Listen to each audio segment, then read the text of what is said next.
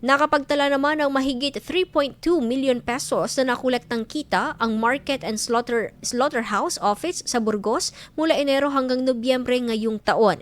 Bahagi ng target ngayong taon ang nasabing halaga na patunay sa istriktong pagtutok sa maayos na kalakalan sa bayan.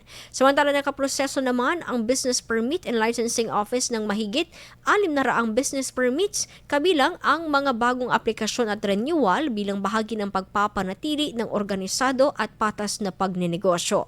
Bilang bahagi ng pagpapahusay ng pasilidad, nadagdagan ang mga pwesto sa pampublikong pamilihan at napahusay ang operasyon ng Slaughterhouse sa pamamagitan ng bagong kagamitan na layong gawing mas epesyente ang serbisyo sa publiko. Sa kabuuan, pinagtibay ng mga ulat ang mahalagang papel ng mga tanggapan sa pagpapatatag ng lokal na ekonomiya, pangangalaga sa kapakanang mamamayan at pagpapatupad ng wastong regulasyon sa bayan ng Burgos.